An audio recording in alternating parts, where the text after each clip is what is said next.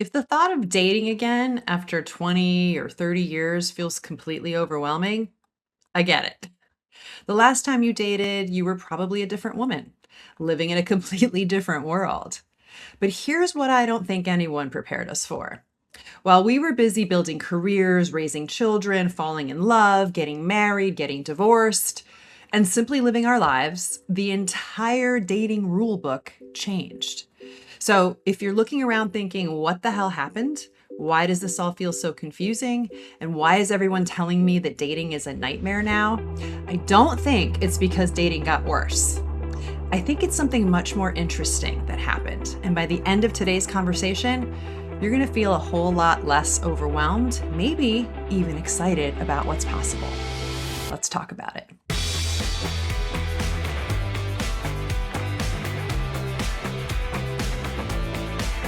So, Barbara and I realized something recently, which is that we've spent almost 30 episodes. I think it's been 30 episodes now, talking about desire and pleasure and intimacy and relationships and becoming more sexually alive and expressed.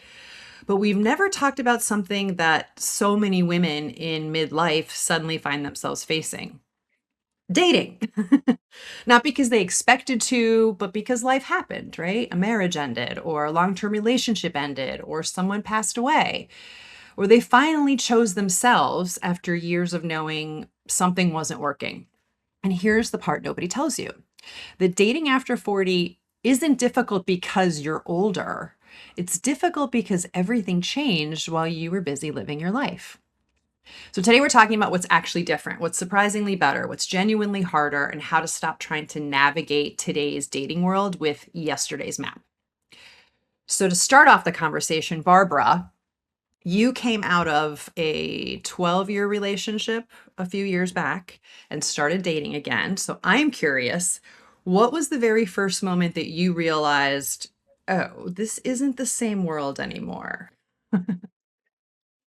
So, one of the first things that shocked me after getting out of a 12-year relationship was realizing younger men knew more about women's pleasure than the men in their 30s did when Mm-hmm. I was in my 30s.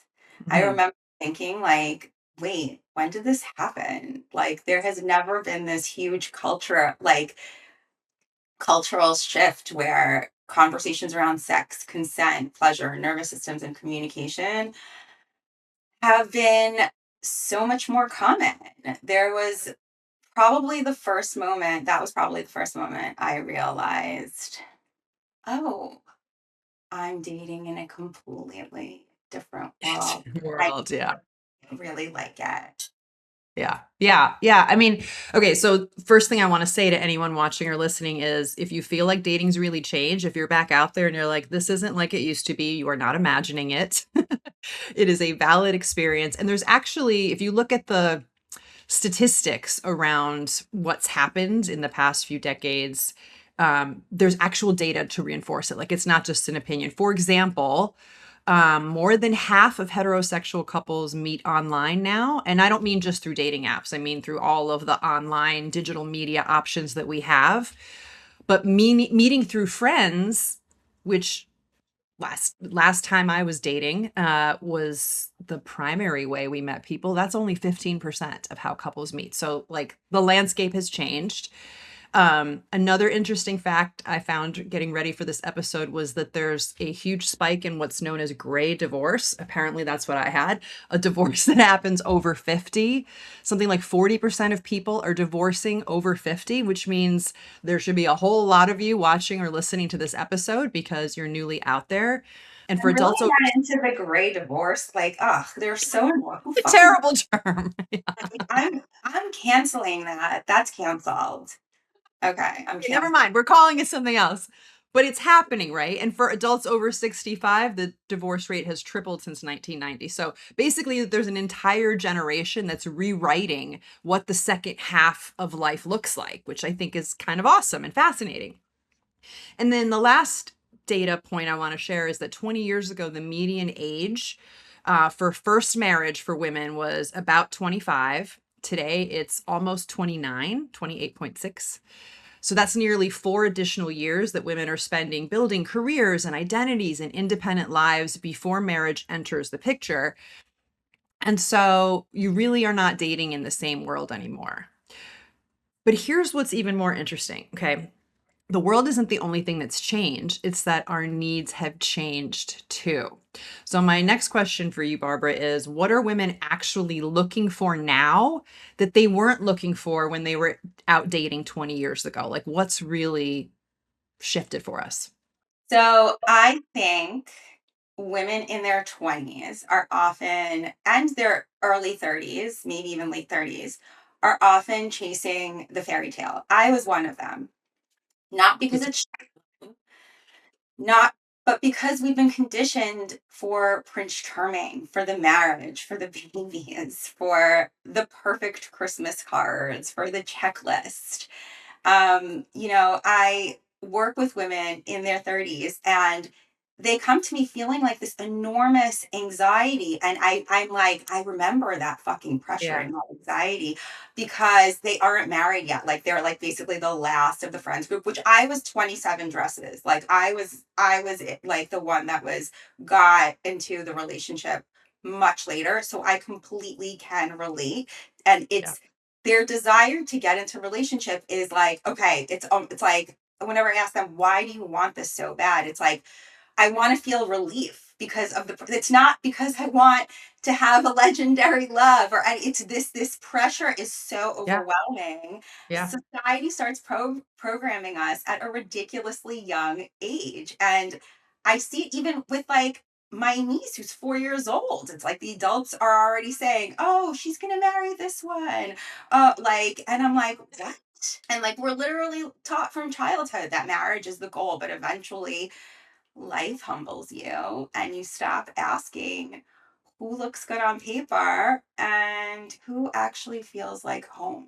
Who do I laugh with? Who do I feel safe with? Who turns me on and wants to like get like kinky if that's your flavor, who makes yeah, magical. Who do I actually want beside my side for the next 10 years, 20 years, right? The question has become so much more interesting. The goal isn't to like procreate and make sure our parents and friends are all happy that we're moving along with their rules. It's about like, now what do I want? yeah. Yeah, so true. And I mirror that experience in that I also remember when my girlfriend started getting married. Although, confession, I had a starter marriage when I was 23. A starter marriage. Yeah, Yeah. so I was one of the first to get married in my friend group, and this wasn't because I was like I need to be the first, but because actually the guy I was dating, both of our parents are immigrants and had very traditional values about living together before marriage. And so we kind of got pressured into making that leap before we were ready. But at the time it was like, oh, whatever. We're probably going to get married anyway, right? I'm 23. I know everything. Um, and I will also say that I was then thinking about like, will he make a good father? Is this someone who will be a good father for me, who will build a nice home with me? How do I feel about his parents and his family structure? And like, do I fit in with them? And like, there were these things that I wouldn't think about now if I were out dating. And Right. so I think what you've surfaced and what's coming to me is that, if we in our 20s, 30s, we're thinking about marriage, children, stability, a home, a future, in our 40s and 50s, we're now asking questions like, do I feel like myself around this person, right? Can I trust them? Do I actually enjoy their company? Can I be fully myself? Are we compatible in all these other ways that have nothing to do with fatherhood and raising kids and building homes? So we're not interviewing potential fathers anymore. We're interviewing companions, lovers, adventure partners, emotionally available adults. And that is a completely different hiring process, right? Yeah, and I think the biggest distinction is it's going from we're switching what's valuable to us, which is before it was like the image was way more important. Yeah. Now it's like, does this feel really fucking good to me? Because I'm Yeah. not, it's like before it was like, your feelings didn't matter, nobody cared. You need to fulfill the image so that mom and dad can relax, and whoever needs to relax so that you can relax, so that you can feel like you're still included in the friends group, like a million reasons, so that you're not going along alone to weddings by yourself, dateless, like all of this shit that Yeah, doesn't yeah. matter in the long run. And that was all about image. And when we get into later life, we're like, fuck image. Like, I wasn't happy then. And now it's like, okay, well, what's going to make me fulfill me? What's going Yeah. to be on? And like, that's the biggest shift. Yeah, you literally just described the story of my life because my second marriage, which happened when I was 28, I was making decisions based on what we just described. And just like you said, I showed up at 50 with like my life looks great on paper, my marriage looks great on paper, but I was not fully alive. I was not happy. I was like dead inside, which you know, starts me on this whole other path. So I think like the first time I dated, I was trying to build a life, is kind of how I would put it. And this time I was trying to decide who gets to be invited into the life I'm building now, right? Completely different criteria. And I think for like, so this is like really important to say because it's like, this is the spiritual part of it. None of those relationships were wrong or bad. And it's because a lot of women carry a lot of resent over from like Mhm. the trauma and all the things. And what I deeply believe in my heart is that we are born into this life, and this is going to get really spiritual, really meta right now.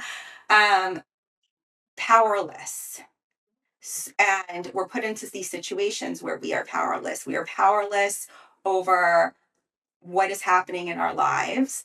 And it's done for a reason, so that when you get to a certain point in your life, like you're in this marriage where it's not fulfilling you, where it's not meeting your needs, where you're feeling like you've lost yourself, that's the point, because Yeah. then it pushes you and it says, here, you are at a crossroads, you have a choice. What will you do? Will you follow the path of your heart and your pussy and your instinct and go reclaim that power by starting with leaving this relationship?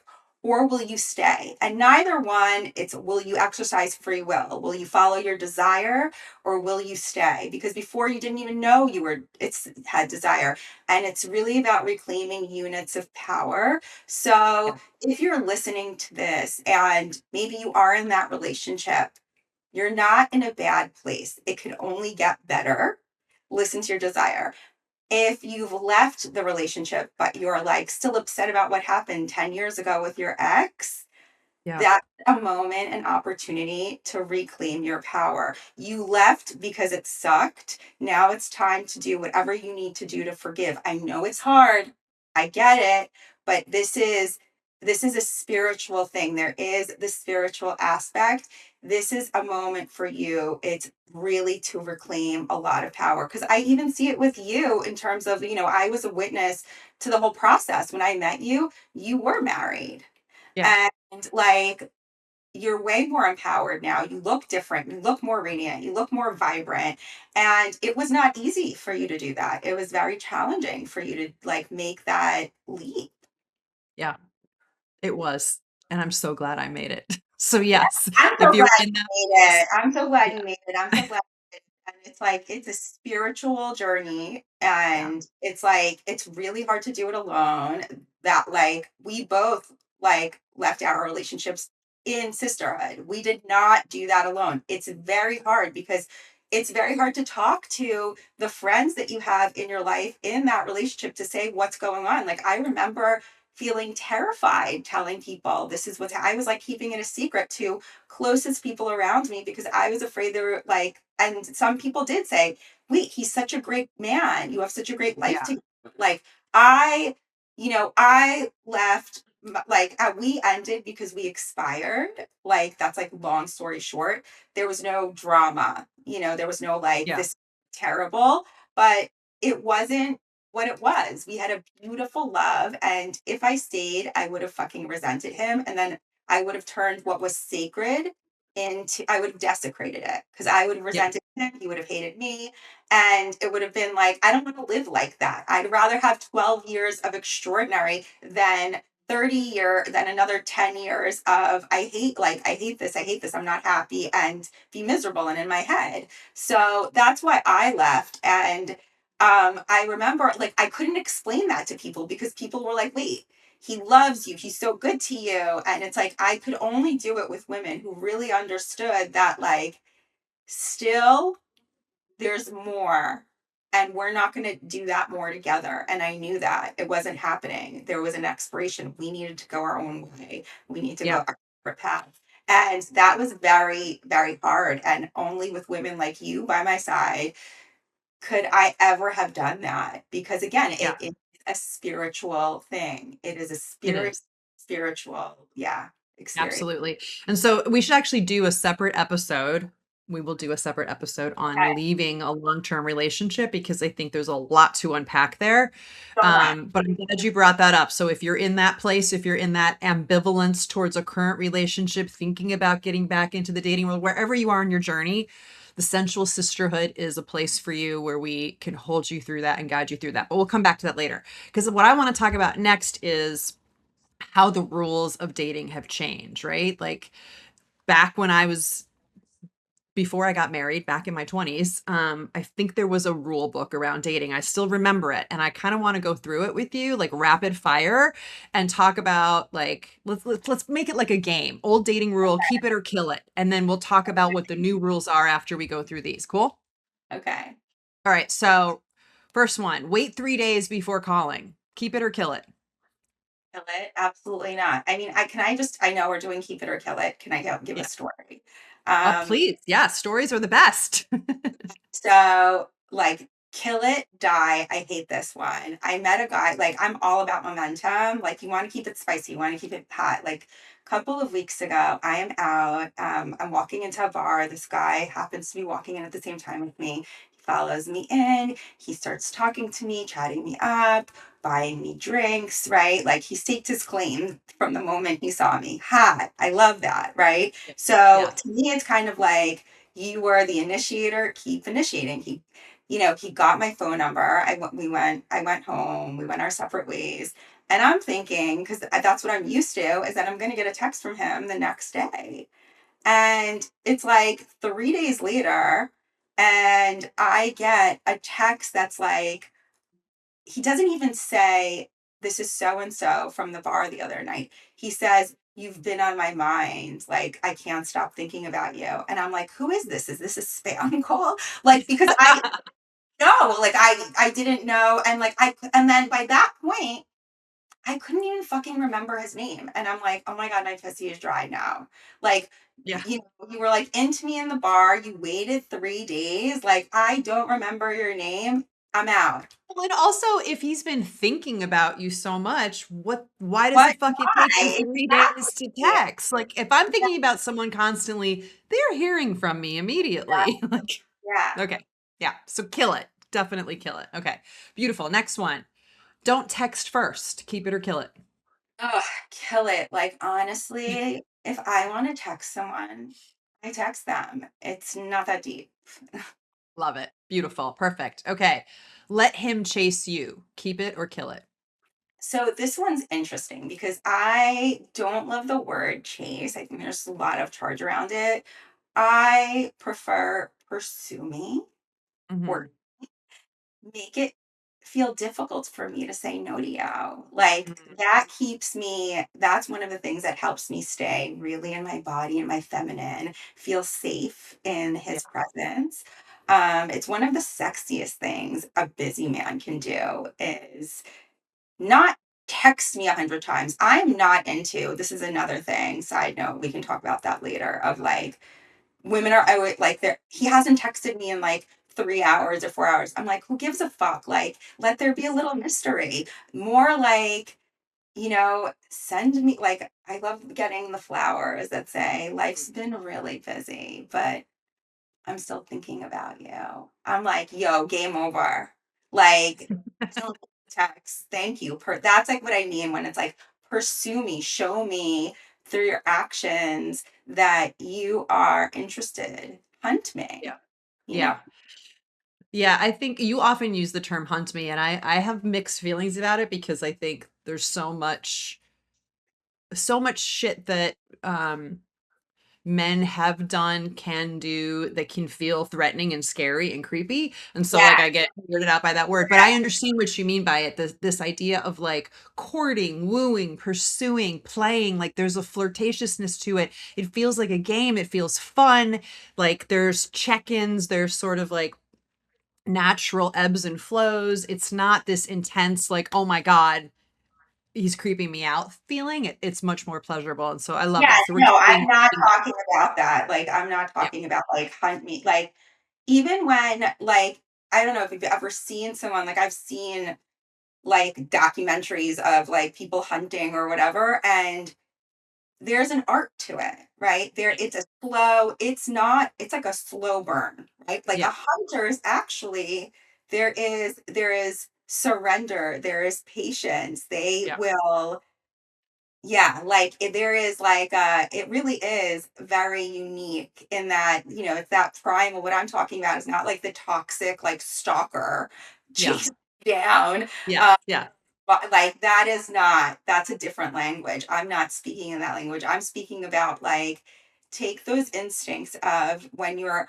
going towards like the fox, whatever. You're not going to do anything to scare the yeah, fox. You're going to yeah, do whatever it takes to make the fox feel safe because you want the fox to come out, right? yeah, So yes, that's what I'm talking about when I say hunt me. yeah, totally. Okay, great. So we're gonna keep let him court you, change it from let him chase you. So the next one is play hard to get, keep it or kill it. Oh, kill it. No, like absolutely not. The hard to get. It's so boring. Yeah, I've never been good at that game anyway. And it's similar to the next one on my list, which is be the cool girl, keep it or Oh kill my it. God, kill it. That has literally never worked for me. I used to be the master of playing it cool, and this is what would happen. He played it cool. Now we're both playing it cool. Now there's no fire. We've literally cooled off the fire, the chemistry. Yes. Yes, so well said. Absolutely. And Fucking kill it. nothing happens. Congratulations. We wasted 3 weeks. And then that would make me more frustrated with dating because I'd be like, ugh, like, what is this? Nothing's happening. And it's like, yeah, well, I'm playing it cool. And he's taking cues from me, Yeah, you know? totally. All right. Kill the cool girl act. All right. Don't ask for too much. Keep it or kill it. Kill it. Like, what does that even mean? Well, I think to me that's one I get asked all the time, and it's this worry I think a lot of women have that if they ask for anything, they're asking for too much. That like in the beginning you should be low maintenance, easy going. It's all part of the same family of like I'm not going to be my real self yet Oh my because God. Okay. Like a timeout, a timeout. Okay, we need to do a timeout right now. Here's what I'm going to say. If you think you're asking for too much, I dare you to fucking ask for more. Okay, then that, number one. Number two, um, high maintenance gets such a bad rap. Like it's an insult, but let me tell you something. A Ferrari, high maintenance. yes. Motherfucking high maintenance. Nobody makes that shit wrong. A PJ, high motherfucking maintenance. Yes. Yes. Jewel. I am the rarest jewel. You need to actually move and embody that that is you. So asking for anything ever is never too much. You get to be handled with exquisite care, just like those items, because let me tell you something else. Your precious body, your precious life is 1,000 times more valuable than the Ferrari, than the yacht, than the PJ combined together. So if it's Yeah. not too much for a staff to take care of the PJ, it ain't, Yeah. you're not asking for too much ever. I hope that lands. Yes. Okay. Yes, absolutely. So agree with you. So well said. Kill that one. And the next, there's a couple in a row, which is don't seem needy, don't scare him away. They're all kind of in the same bucket. Keep it or kill it. I know what you're going to say. Go ahead and say it. It's over. Kill it. Like, men tell me all of the time that I'm intimidating. Like, and I get Yeah. it. I get it, especially because of what I do for a living. It's very specific. So, I'm outspoken. I teach sexuality. I'm successful. But here's what I tell them. This is actually an opportunity for you to like get to learn things about a woman's body you've never learned before.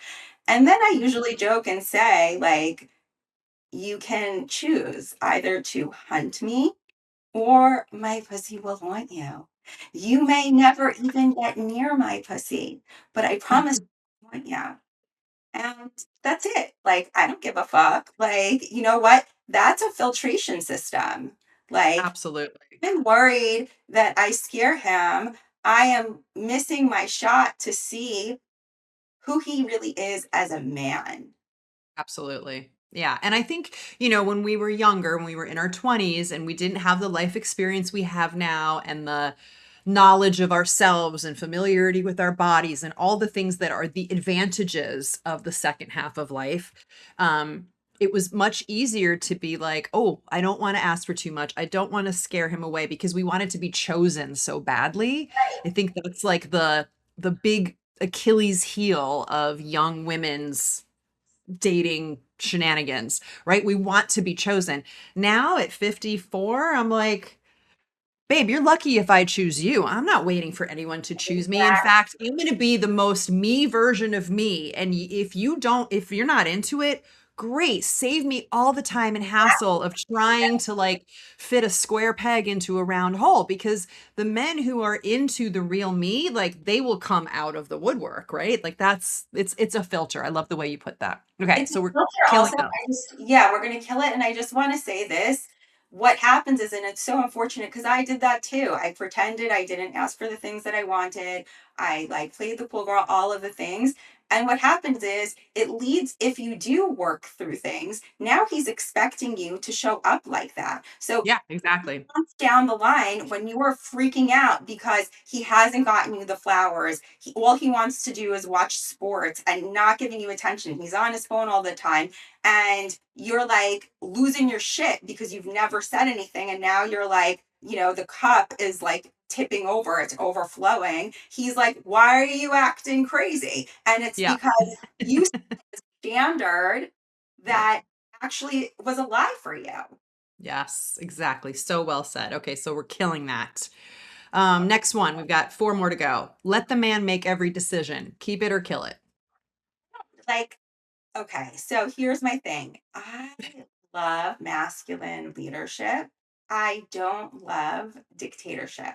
There's a Yeah. difference. So there is a fine distinction. Like I am like that, like, don't tell me what to do, but like tell me what to do. So I feel the same way. I'm like, fuck you. Who the fuck do you think you are telling me what to do? Oh shit. He just told me what to do. Uh-uh. Yes. Like, Yeah. Yeah. yeah. So It's a fun little game. I love to it play. is. It's really fun. I like, yeah. All right, so we're sort of saying keep it, but not every decision. There's like a caveat, yeah?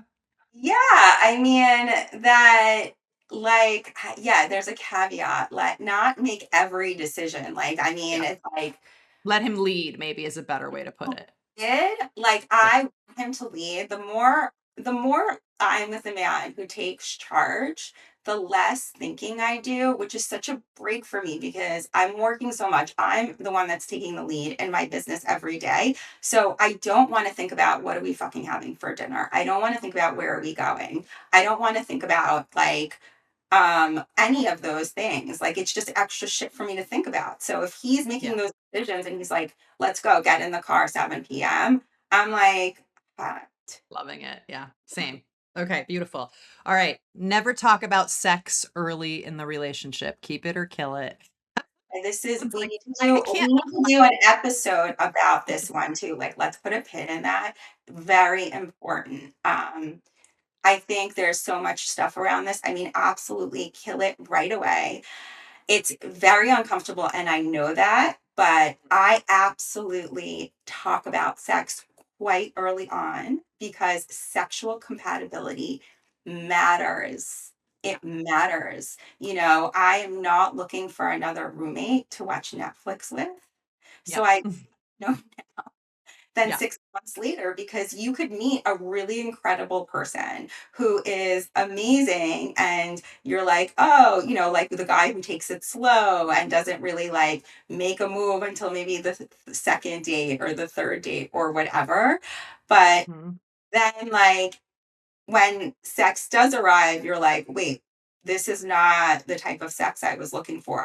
And it's like, you need to understand, you need to have those conversations. And I think we should do an episode on that. And I think people should submit questions on like Yes. how to like, you know, start the conversation because men are clearly curious about it too. And it's also a filtration system. You get to understand what do they know? What do they want to learn? Are they willing to Yeah. learn? Are they willing to put their ego out of the way? Yeah, we got to do an episode on Yeah. that. Totally. And I also feel like if you're out dating, like with rare exceptions with like the individuals who consider themselves asexual, right? And they're looking for a different kind of intimacy and companionship. But with the exception of that, sex is part of what keeps us happy and healthy and connected to one another. So like it's on the table whether you talk about it or not. So absolutely kill I it. mean, Couldn't I agree more. would say on the table, I would say this is the mind fuck that puritanical culture really fucked us hard with. Yeah. Because, quite frankly, the puritanical culture says marry one person for the rest of your life and don't ever talk about sex. Do you think Yeah. that's an accident? No. They wanted Yeah. it that way. That's how they control us. That's how they control our bodies. That's how it's like the good girl can procreate while we could have sluts elsewhere or whatever and separate the two. Like, not every woman, Yeah. like, obviously, every woman has a good girl and a baddie in her. Like, don't try to be yourself. That's another story. That's another episode for another day. But my point is, I just like fucking lost my train of thought. Is that oh, if you are going in the route, if you are dating for a monogamous relationship, I mean, it's the one thing you will not be doing with anyone else. The Yeah. one thing. I can Yeah. go on trips with my friends. I can go like have like, you know, I can go and have great dinners with friends. I can watch Netflix with friends. The one thing in a monogamous relationship you will not do with anyone else is sex. Yeah. So to not talk about it from the jump puts you in incredible it immediately starts the survival model relationship in my opinion. If you're going to go Totally. it's Yeah. like it's like you're starting in less than zero and it's a really hard thing to get over. That's why I want to get do the episode because we are conditioned to not talk about it and think like Agreed. Prince Charming is going to be obviously amazing in bed Yeah, and it's Rob. just gonna be magical, yeah. Speaking as someone who's had multiple long-term relationships where we were not sexually compatible and we didn't figure that out until we were further down the road, talking about it is super important. So we will do that episode. If you have questions that you want us to cover and that, you can DM us, leave it in the show notes. I'm sorry, I mean leave it in the comments. We'll get to it. Okay. Last two. Always let him pay and never reveal too much too soon. Keep it or kill it. Start with always let him pay. Yeah, always let him pay. Love it. So simple, so clean. And the last one, never reveal too much too soon. Oh, Keep it or come kill it. on. I mean, what am I like? No, I mean, like, I've never revealed too much too soon. Like, reveal, like, the way that I do this is it's like, if it feels right, like, if pussy is like, let him know, I let him know. If not, I don't.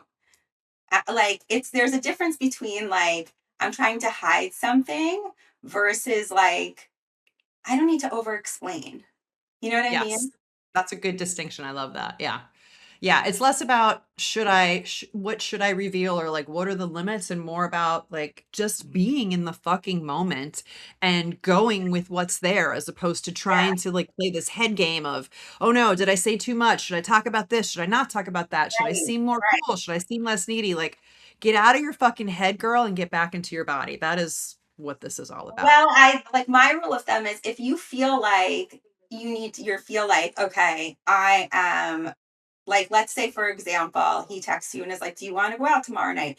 And you're like, "I can't because I have to take my grandmother here and da da da da and all this stuff." I would say, we don't need, he doesn't need to hear the whole detailed reason. That's Yeah. over that. You don't, you like check in with yourself. You could be like, actually, like, and that's a great opportunity for you to flirt and be like, actually, I'm like booked up tomorrow.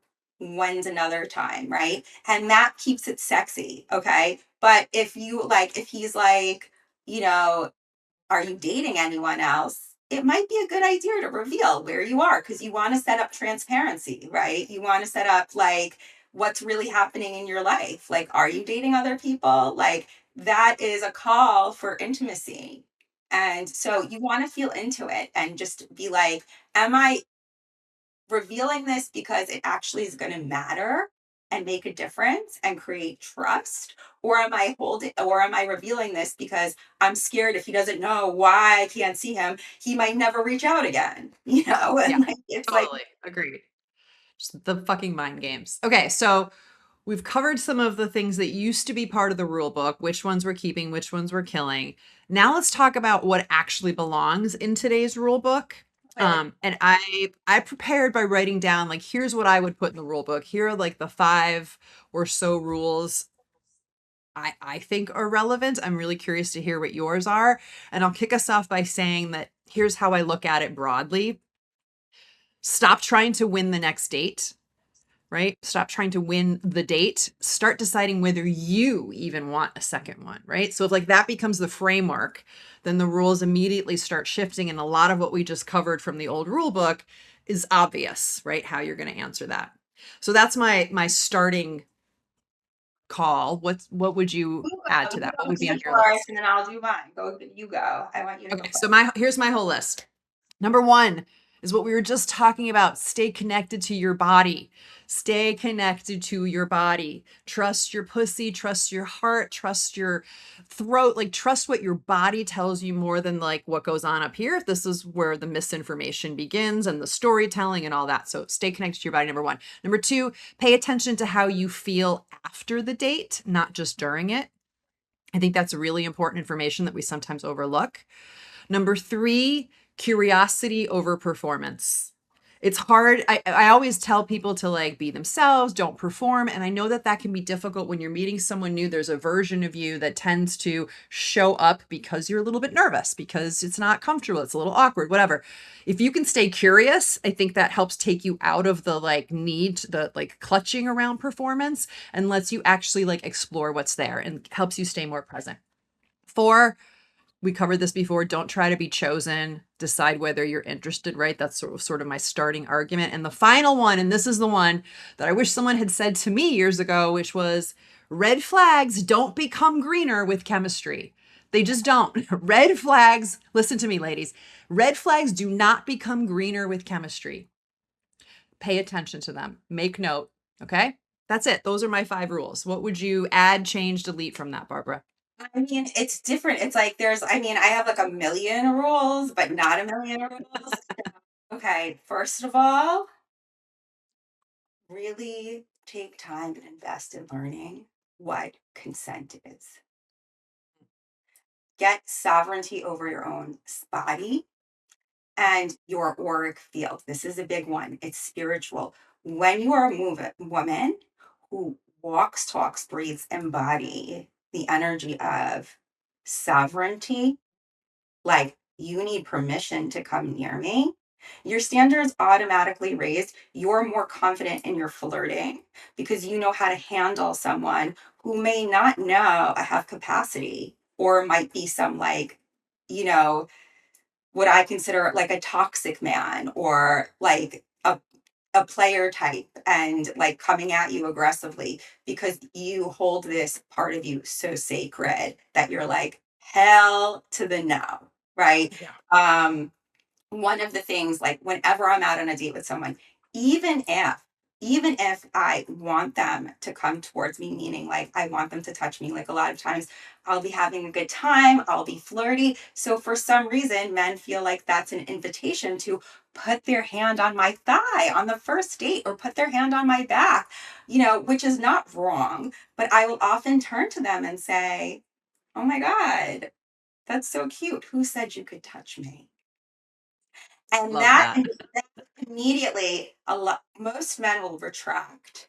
And then if I want it, if I like it, I'll say, "I didn't say I didn't like it. What I'm saying is I want you to ask."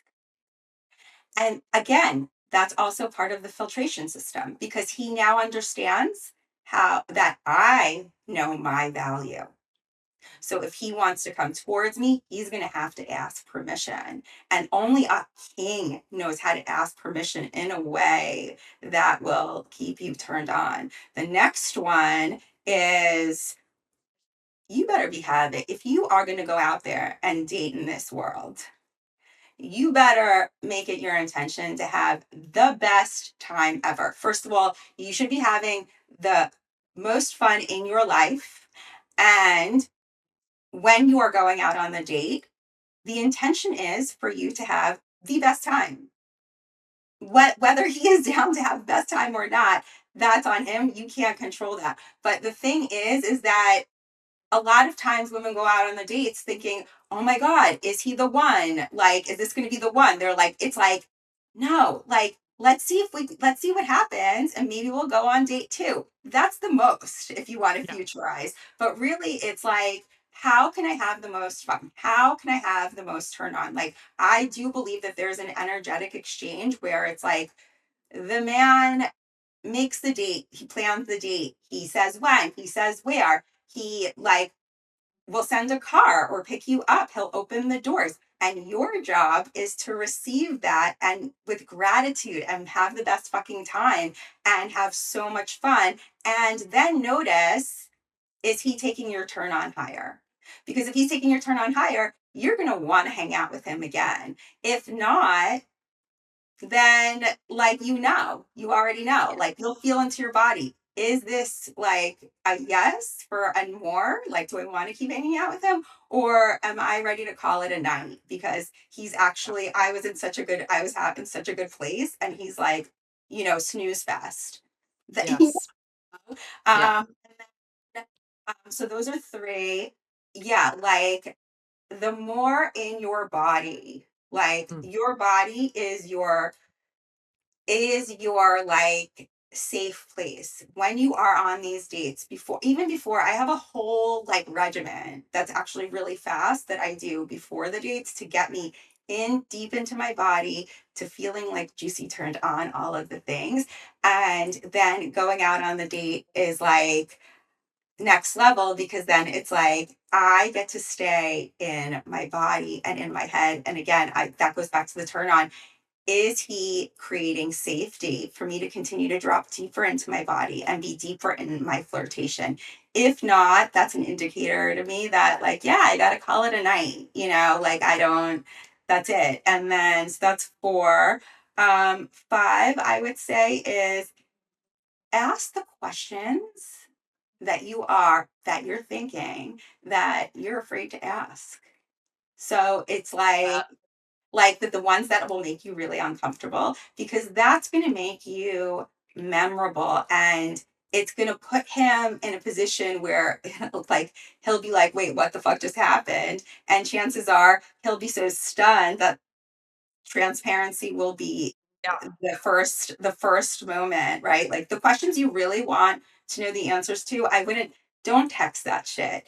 Ask, because then that gives them time to think and da da da. Like ask them like the real, like what, like what happened with your last relationship? How did that end? Yeah. Or like whatever question, like are you into kink? I don't know, whatever things that like, do you like, are you into spanking? Like, do you want to be like, do you like, what about choking? I don't know, whatever the fuck you want to ask. Whatever your thing is, just Whatever ask it. I love that. I love that. thinking, or like, whatever. Or like, I just, even once I like asked someone, was like, and it's like whatever comes into my head. I remember I was out and I live in Austin and I was two-step dancing and I ended up having this guy, they're so amazing here, the men with the two-step dancing, because they're such gentlemen and they approach you and they ask you to dance and all the things. And we were vibing. So we were dancing for quite a while, which that's not normal. Usually you have one dance and like somebody else will come over or whatever. And we stayed in, we danced until like the band timed out and went to their break. And so when the band went on the break, I like turned to him and the first thing I said was like, tell me something that you're like deeply ashamed of that you've never told anyone else. And Mm, he was like, whoa. And he did say this was fascinating because he was an ex, I don't know if it's a priest or whatever. He's evangelical. So I don't know what they call like that in the evangelical faith, but whatever priest is for evangelicals. And he was like, well, I was addicted to having sex with prostitutes and drugs while I was a priest and married to this woman. I was like, ha, let's keep talking. See, like then it became not boring. Like I wanted to know more.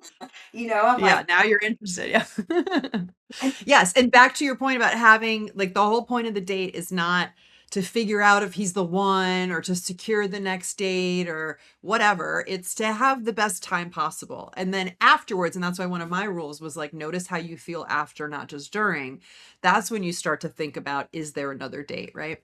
Um and I just want to add to like wrap up this segment, I think so much of what we both shared in our rules speaks to being embodied, being in your body, listening to your body, trusting yourself through the body, not so much through the mind. I think one of the things I see women doing over and over again that leads them into all kinds of places they're not happy with is leading with the mind, getting too much in your head, getting into the fear, getting into that's where the conditioning lives, right? That's where the stories of shame and good girl behavior and what religion tells you and what the cult, that's where that gets in there, and it forces you to be ashamed of certain parts of yourself, be afraid of sharing certain parts of yourself. It keeps you from truth.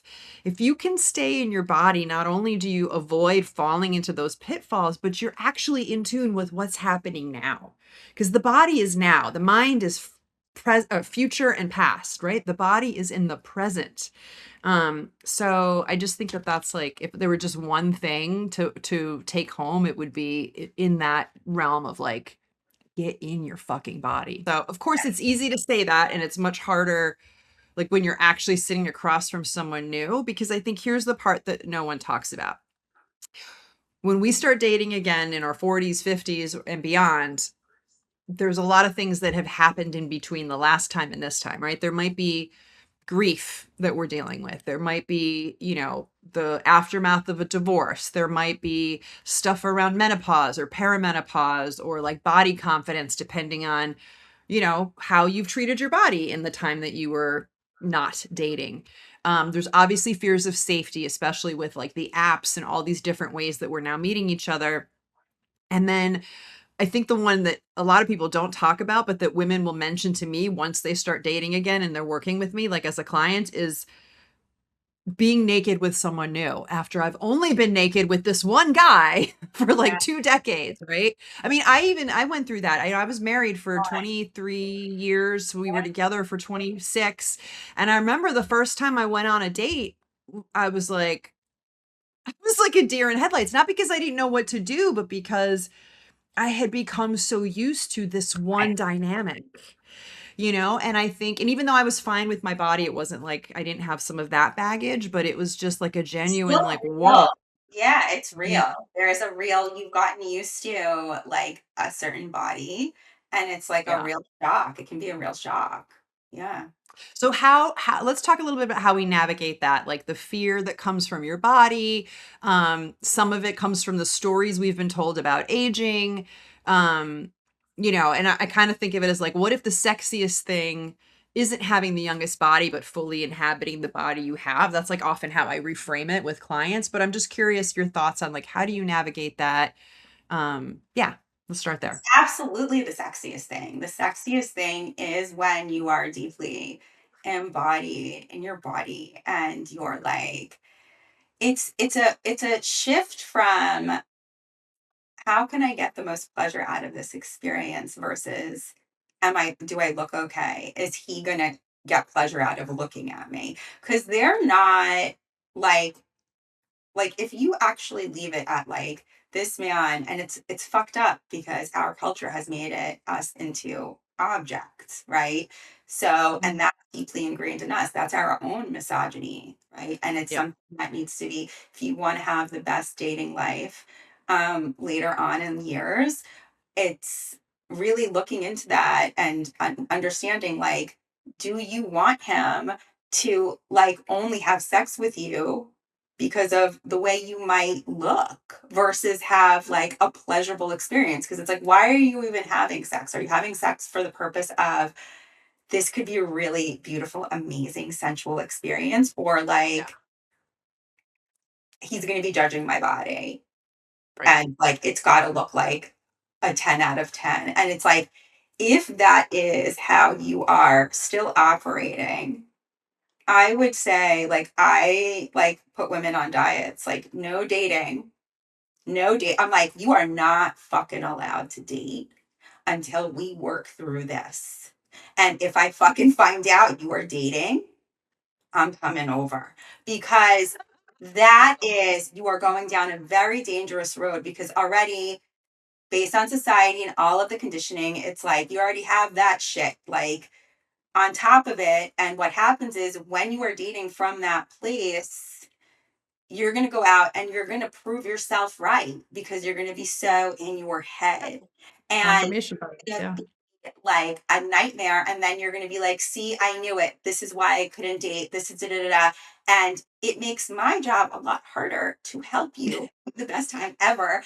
And Yeah. I don't want to, I'm not here to listen to bitches complain about why it sucks. That's not why they come to me. They come to me because they want to have the best time ever. They want to feel their radiance. They want to feel their pleasure. They want to feel that fucking goddess in them.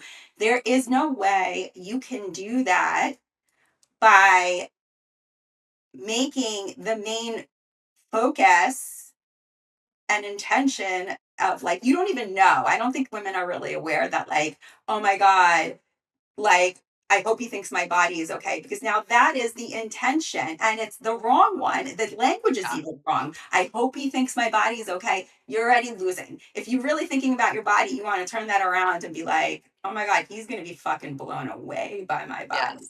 Yes, yes, Yeah. yes. Yeah. And I think this is a lovely segue into mentioning the sensual sisterhood, because I think we've been so conditioned. We're so in our heads naturally. We're so conditioned as women to dislike something about our bodies, to Yeah. find the flaws, to focus on that, to always have like a I will be ready for a relationship or this thing or that thing when I look like blah, that we don't even notice that we're doing it to ourselves.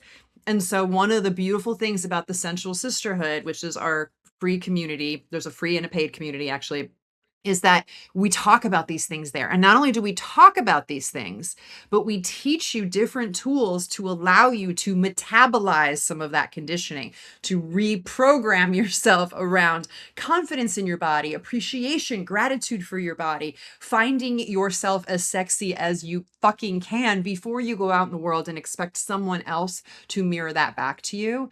So if you're feeling this, if you're feeling like, ugh, I'm ready to go out in the dating world, but like there's this shit Barbara just said I shouldn't until I've dealt with it, come join the Sensual Sisterhood. The link is in the show notes below. And come to one of our live sessions. Like, let us teach you the tools. Let us teach you how to get your turn on back and feel like $1,000,000 no matter who you're going on a date with. Yeah, no matter what age you are, no matter what you think you look like, if you're ready and you're so like, basically, here's the litmus test. If you're tired of your own bullshit, if you're tired of hearing the disapproval of yourself in your brain, if you're tired of the like, um, making yourself wrong, the depression, all of Yeah. these things, this is a good time for you to be like, ah, maybe I could try this because these bitches are doing it and they seem like they're Yeah. having a great time. So Totally. Yeah. that is like speaking to you. And like you do have that like yearning to go out there and date, but it actually be like fun and Yeah. pleasurable, not just date, but like have it be a full fucking like amazing experience with a great fucking story. Cause like bonus, you will be hearing my stories if you come through. Yes. That's right. I'm happy. She's got good ass stories. I want some stories. We can make a private podcast with my stories. Yes. And you can like, and that's where what happens is women are like, wait, that happened with her, then it can happen with me. So, and Yeah. then that, and the way that it does is because they understand that I'm doing my tools. I'm still doing the stuff. I don't Yeah. skip days and tools. I've been doing this for years.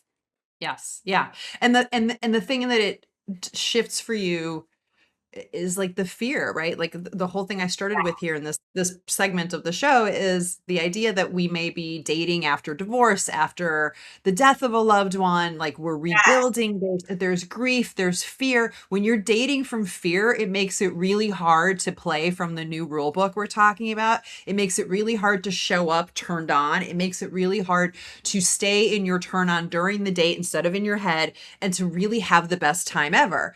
And that's what we want for you. So if you want to get there and you want to like start dating from a place of like, I'm not dating to complete my life because I'm incomplete without a man in it, but rather to discover who gets to be part of the life I'm building, who gets to play with me, who's my next adventure partner, who gets to be my next lover, right? Like it's all fun and games. That's what sisterhood can really bring to the table because this is what we talk about. We share the truth and we teach you the tools that allow you to keep cultivating that from within because you already have that within you. We're just going to help you remember how, essentially. Yeah.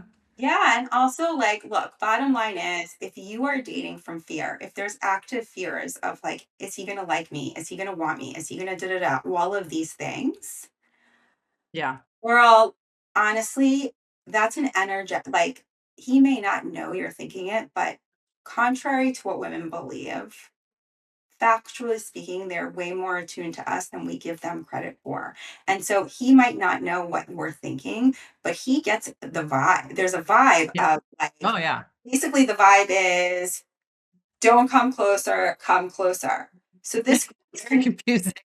it creates confusion, right? And then what a man deeply wants, like a good man, if you're out with a good man, they want to know that you do feel safe with them because they're scared that they're going to come off and make you like re-traumatized or whatever, or like do something wrong. So they are looking to make sure that you feel safe with them. So they might not hear the words of like, I'm afraid he's going to think I don't have the greatest body, they will smell the fear and they will Yeah. make it about themselves. And then they will pull back. And then you'll be like, see, I knew it. He didn't text me. He did not text you because of your body. He texted you because he was like, I couldn't figure out. I could feel she was afraid of me. Like, and Yeah. I don't know what that is. And he doesn't have the communication skills to be like, I was really into you, but I don't know if you were feeling the same way because I couldn't get a read. You know, a lot of men don't have that skill set. So it's a thing,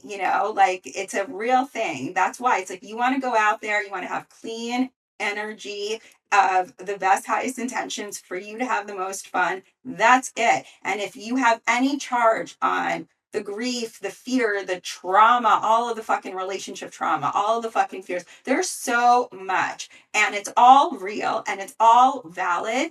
But going out on dates without actually addressing that will have you again proving to yourself why dating sucks. And that Yep. is not what you deeply, truly want, unless you actually want to have a hypothesis of this is why dating actually sucks. If that's what Yeah. you're You're trying to prove it. Yeah. that shit. Like if Yeah. that's where you're at and that's your desire, fine. But if you actually really want legendary love and like multi-orgasmic, like blissed out sex, you're going to set yourself up to win. Yes. Love it. Yes. And so on that note, in preparation for this episode, I asked some of the women who are in the dating pool, who started dating again in their 40s and 50s inside the sensual sisterhood, I love what that. are some of the beliefs that they had about dating? like I think of them as myths that we're going to bust. I love these myth busting sections we've been doing. And I have a couple of them and I want to run through them really quick before we kind of wrap things up with our final tips for this. So the first myth, this one came up like 100% of the time, was that dating apps have ruined dating. God, that's so adorable. I love that one. Um, Right? I think like again, that just shows is an indicator of, Wayne Dyer had a saying. It's like when you start to change the way you look at things, the things you look at start to change. So Yeah. it's like, and he gave an example of, I knew this woman and she was like living in like Indiana. And when I asked her about life in Indiana, she was like, oh, it's terrible, the weather, the this. Then she moved to California and I catch up with her and I'm like, how's California? And she's like, oh, it's terrible, the this, the this, the this. So it's like, what lens are you looking at the dating apps? And like, I don't think that dating apps actually ruin dating. I think they're really showing us what's really going on there. And I think that, they magnify a lot of confusion. Everyone Yeah. wants something different. And I don't know that they are as optimized as they could be because they're not like very few people communicate clearly, and that's what they show, right? Like, Yeah. and people want different things. They're looking for different things. So it's like here you are in this pool, right? And it's almost like this like supermarket of like all of this selection and you're like my head is spinning because I don't know where to look. And Yeah. I think part of the problem that women have is like a lot of times they don't know what they Yeah. want. They're Yeah. not clear. So clarity becomes your superpower. Like I would, go back and be like, how clear are you on what you want? What does your like bio say? Is your Yeah. bio explaining exactly what you want? How do your photos look? Like all of that matters because that will weed out the guys that you don't want coming at you. Yeah. I'm incredibly upfront. I will say I'm sexually expressed. I am not casual. I am interested in men who are into taking the lead, consistency, capacity, that turns me on. Being Yeah. your word, hot. Like I like let them know from the jump, I'm very clear. I am not looking for the midnight WYD texts. I want care. I want presence. Yeah. You know, Yeah.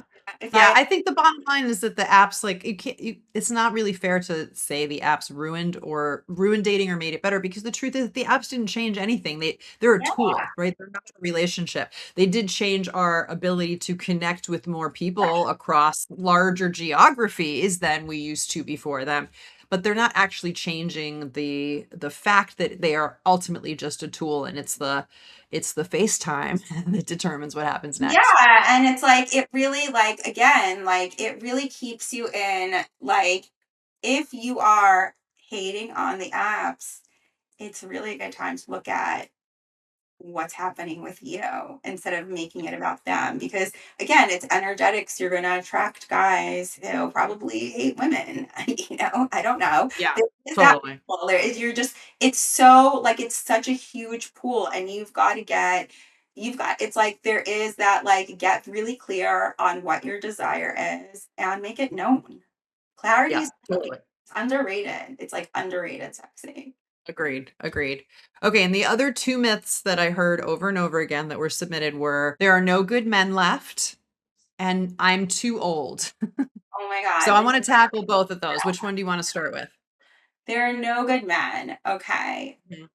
Lies.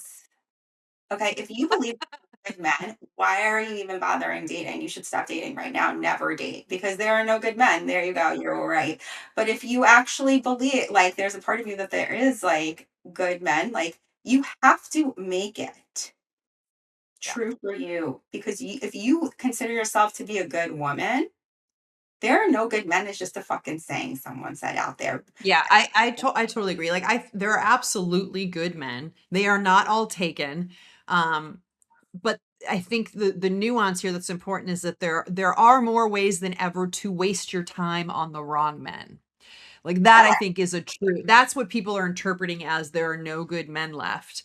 So that's why we're talking about getting in your body, being clear about your desires, what's your focal point when you're on the date. It's all about discernment. It's all about like, what do I want to add to my life in this chapter? Not like I need to be chosen. I need to just have a date for this thing, right? So it's the same model, but it has nothing to do with the men. It's all about you, honey.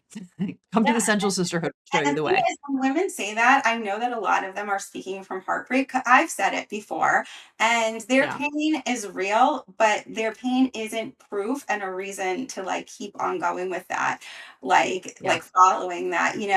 There are incredible men. I've met them, I've dated them, I've been in a relationship with one for 12 years, and honestly, a lot of the those incredible men became incredible men because women helped shape them along somewhere on the way. Like, I know my former partner is an even better partner today because of the time he spent with me. I have no doubt about it. And the same thing Same. for you.